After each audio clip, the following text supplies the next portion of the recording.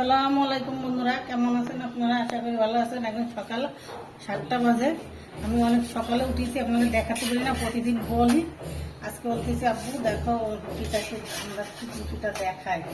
এই দেখো সবকটা রুটি ফুলিছে, সিদ্ধ করে নিচ্ছে আটাটা। এই দেখো সবকটা রুটি ফুলিছে, সিদ্ধ করে নিচ্ছি। আমি এরকম মেলাই দেবো, তখন এরকম করে রাখিতেছিলাম। আর এই দেখো আলু ভাজি, আমার রুটি হয়ে গেছে। আর এই যে আলু ভেজেছি অল্প সকালবেলা। আর এই দেখো চা চা হয়ে গেছে একটু। আর এই দেখো আটাটা আমি চাইলে নিছি, সিদ্ধ করে নিছি। এই যে আটাটা আমি চাইলে নিছি, 100 চাইলে কৌটো করে রেখে দিছি। আর আটা সিদ্ধ করে নিছি। এই দেখো এই যে সিদ্ধ করে নিছি, আটাটা সিদ্ধ করে নরম নরম করে করেছি। বন্ধুরা এবার আমি ডালটা রান্না করতেছি। এই দেখো আম, এই যে আম ফ্রিজে রেখে দিয়েছিলাম কাইটে, এই সে আম দিয়ে দিছি। এই যে ডাল রান্না করছি, টক টক গরম একটু ভালো লাগবে না, আজকে প্রচুর গরম পড়েছে। এই যে তেজপাতা দিয়ে দিচ্ছি আর জিরা, পেঁয়াজ আর রসুন দিয়েছি।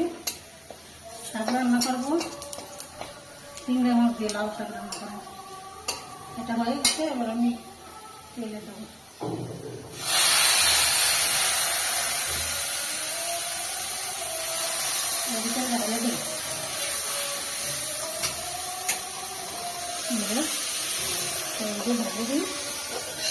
একদম সরাসরি হয়ে গেল। এবার একটু জাল হোক, তারপরে এবার মাছটা ভেজে নিই। চিংড়ি মাছটা ভেজে নিবা। এই দেখো কত সুন্দর হয়েছে, টক টক ভালো লাগবে না, অনেক গরম পড়েছে আজকেও। সেই হয়েছে, সুন্দর হয়েছে। দেখো চিংড়ি মাছটা ভাজে না, তাকে রান্না করবো। মাখা মাখা করে ভাজি করবো, মাখা মাখা করে। এই যে পেঁয়াজ রসুন দিয়ে দিচ্ছি, তেল দেবো, তেল দিয়ে দিই, মাখা মাখা করে গামা গামা করে কচুরির মতন হবে, সুন্দর লাগবে। ডাল আছে তাতে, এটা হলো দুপুরবেলার খাবার, আবার রাত্রিবেলা রান্না করা আলাদা। আর সকালবেলা তো রুটি রান্না করেছি, দেখেছেন আলু ভাজা রুটি প্রতিদিনই করা লাগে, সময়ের অভাবে দেখানো হয় না। এটা সুন্দর করে ভাজি করে নেবো। হ্যাঁ, ডালটা এটাতে যদি ডালটা ভাজছে একটু বলে নামাই দেবো। এই তো চিংড়ি মাছটা ভাজি সুন্দর করে, সাথে আলুটাও দিয়ে দেবো। সাথে একটু আলু দিতে, আলু দিলে তো মাখা মাখা হবে না, শাকটা ভালো লাগবে না। শাক আলু না দিলে জল জুড়ে ভালো লাগবে। আলুটা একসঙ্গে একটু ভেজে নিই, একটু জিরে দিয়ে দেবো, সামান্য একটু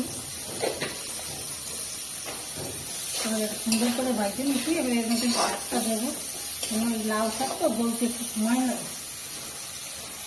এই দেখো এটা আমি মাখা মাখা করবো, চচ্চড়ি করবো, মাখা মাখা করে। দুধ তো সবসময় খাই, কলারটা খাওয়া না, মাখা মাখা করে আটা চচ্চড়ি হবে। এবার একটু পানি দিয়ে দেবো, তেল যেটু দিতে একটু হয়ে যাবে না, পানি দিয়ে। এবার আমি পানি দিয়ে দিচ্ছি, এটা নাড়ানো যাচ্ছে না, একসাথে দিয়ে দিচ্ছি, কেন এটা ঝোল করবো না, মাখা মাখা করবো।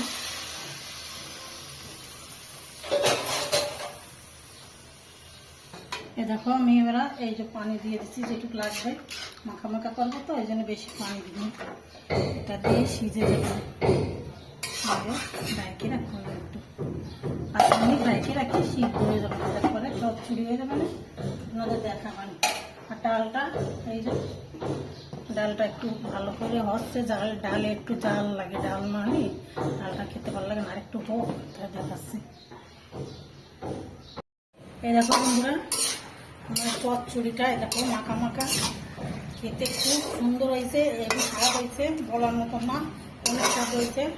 আর ডালটা এই যে ডালটাই দেখো, ডালটাও সেই সুন্দর হয়েছে, টক টক। অর্ধেক উঠে নিচ্ছি আর অর্ধেক এইখানে রেখে দিচ্ছি, খুব সুন্দর হয়েছে। আজকে ভিডিওটা এই পর্যন্তই। ভালো লাগলে একটা লাইক দেবেন। আল্লাহ হাফেজ।